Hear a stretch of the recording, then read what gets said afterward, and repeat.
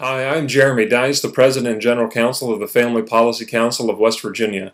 I'm also a proud member of the class of 1997 of ECS. I've been asked tonight to share with you a few thoughts that I've had about how my education at ECS has prepared me for life today. I like to do that by comparing baseball and worldview. Seem like different things, I'm sure, to you, but to me they're inextricably linked. You see, Jeff Kiefer, my baseball coach in high school, was what I consider to be a very strong man of God. He was an excellent coach, and even more importantly, I think, he was a molder of young men. Coach Kiefer had a lot of different phrases. He used to name our shoulders Mike and Ike, and as we swung the bat, we were supposed to keep Mike and Ike together. That's a phrase that I remember from baseball in high school. He always taught us to hold the bat like a baby bird in our hands so that we wouldn't squeeze too tightly.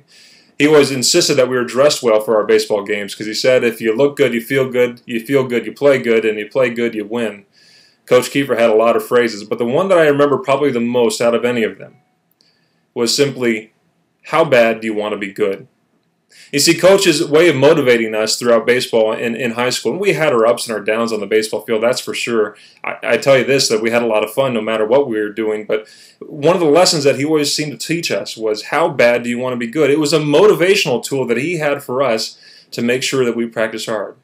Running laps in the hot Florida sun, or taking yet another stroke in front of the batting cage, or doing some more soft toss on the backside of the batting cage. Those were hard things. We would leave blistered and bruised, and oftentimes with fire ants all over our legs because, well, our baseball field wasn't in the greatest repair at the time. Coach Kiefer would always look at us and say, "Jeremy, how bad do you want to be good?" That stuck with me all these years, and a couple other things have stuck with me with Coach Kiefer as well. When I get into life, and when I've had hard times in my own life and hard experiences that I've had to kind of persevere through, knowing what my calling has been in life, I've always remembered Coach Kiefer's phrase, how bad do you want to be good? Because if you really want to be good bad enough, you'll persevere through anything. You'll work hard through the hard studies that you have to go through to become the attorney that I am today. You'll work hard through the disagreements you have with staff, or the disagreements you have with politicians, as I do on a daily basis here today in West Virginia. You'll work hard as you stand for truth in a culture that wants to deny it every single day of its existence. Because if you really want to be good, if you really want it bad enough, how bad do you want it? You'll work for it. So what does that have to do with worldview? Well, you also got to remember that every day that we started baseball practice, Coach Kiefer pulled us out first into the dugout. He stood on the sidelines, and he would have us line up as we laced up our cleats and pulled on our gloves, and he would share with us every day a devotional. That's right. Before any baseball talk had ever begun, the first thing that Coach Kiefer did every single day of baseball practice was first explain the Word of God to us and then pray with us. Coach, that's never left my mind, and it's made a huge impact on my life, and I'll tell you this, Coach, it's going to make a huge impact on the life of my children. You see, by supporting ECS, you are not only supporting guys and gals that get to come and have a quality education. I'm sure you've heard great experiences here tonight of much smarter individuals than I've ever become. I'm sure that you know about the rigorous academic study that ECS holds for every one of us. But I hope that you're hearing the heart of ECS here tonight as well. For me, that came on a baseball field about 3:30 every day during the late winter and the early spring. As we got ready for baseball practice, we would hear a coach explain the Word of God and what it meant on the baseball field. And then he'd tell you, how bad do you want to be good? You see, the important thing to ECS in my mind, and what is meant to me in my life, has been the issue of worldview. George Barna, the great pollster, has told us that only about 7 or 9% of professing evangelical Christians in America today have a biblically informed worldview. That's staggering if you think about that. Only 7 to 9% have a biblically informed worldview, and they profess to know God. At ECS, there are many people that profess to know God, and I hope all of them are coming away with a strong, biblically informed worldview. You see, we get the academic study that you'll get at any other school in South Fort Myers and South Florida. You get a great education, you get great sports, and you get a great time in music and everything else that goes into an education for high schoolers and elementary and junior high kids.